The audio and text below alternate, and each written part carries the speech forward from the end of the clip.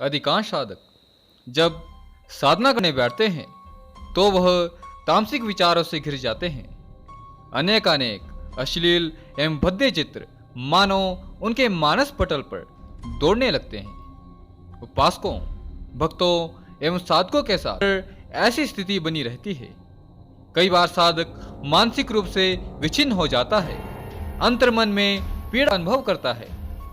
इतना सात्विक कार्य और इतने घृणित विचार, आखिर ऐसा पूजा पाठ अथवा साधना के समय ही क्यों होता है? साधक बार बार विचार करता है कि वह अपनी पूजा पद्धति में कोई गलती तो नहीं कर रहा है, जिसके परिणाम स्वरूप उसके मानस पटल में ऐसे विचार जन्म ले रहे हैं। आखिर पूजन के समय ऐसा क्यों होता है? ऐसे अनेक विचारों से साधक मानो ग्रसित सा रहता है। वह अपने सवालों का जवाब पाना चाहता है, परंतु लज्जा एवं संकोच के कारणवश किसी से भी अपनी समस्या नहीं कह पाता है।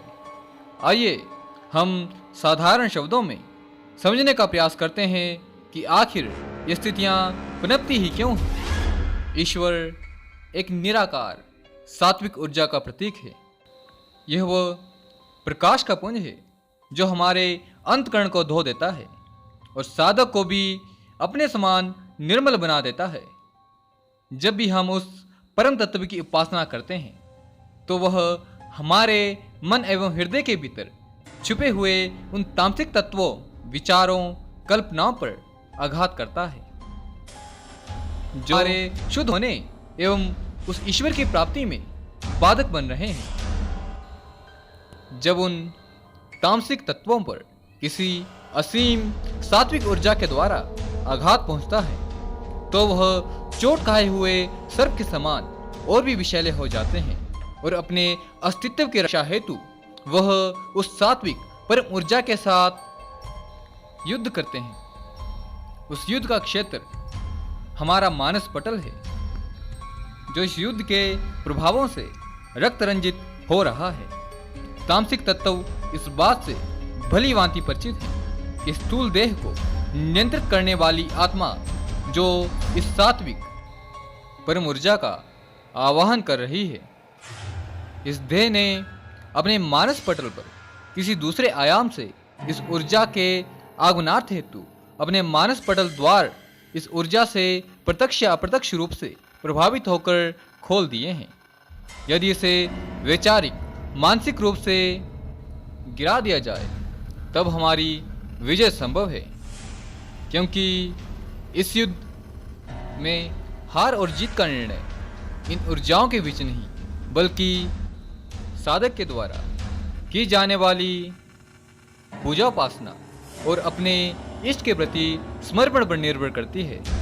अर्थात यदि भक्त निश्चल भाव से नित्य उपासना के कर्म में एक निष्ठ भाव से लीन रहता है तो बड़ी शीघ्रता से इन तत्वों पर विजय प्राप्त कर लेता है। यह विजय उस परम निराकार ईश्वरी ऊर्जा की नहीं बल्कि उस भक्त अथवा साधक की होती है जो तन एवं मन से अपने इष्ट के प्रति समर्पित रहा है। अर्थात यदि आप नित्य पूजन में लीन रहते हैं तब आप इन सब समस्याओं से शीघ्रातिशीघ्र निकल आएंगे। शिव पुराण में भगवान शिव माँ पार्वती से कहते हैं कि हे पार्वती, मेरा उपासक पहले जब मेरी शरण में आता है तो वह तामसिक गुणों से युक्त होता है। धीरे धीरे निरंतर उपासना में लगे रहने के कारण उसके वह तामसिक भाव नष्ट हो रासिक गुणों के रूप में परिवर्तित हो जाते हैं। जब ऐसा उपासक पूर्ण रूप से मेरी भक्ति में लीन हो जाता है तो ऐसा भक्त सात्विकता को प्राप्त कर लेता है। अतः हे पार्वती, ऐसा मानव गुणों की इन भिन्न भिन्न अवस्थाओं को पार करता हुआ मुझे प्राप्त होता है। जो भी उपासक ऐसे विचारों से घिरे रहते हैं तो उनकी उपासना का यह प्रथम चरण है। जैसे जैसे वह स्तर पार करते जाएंगे तो वह इन विचारों से मुक्त होते जाएंगे। मुझे आशा है कि यह वीडियो आपके लिए अवश्य मार्गदर्शक साबित हुई होगी। अब मैं इसके साथ ही अपने शब्दों को विराम देना चाहूंगा। जय माता दी।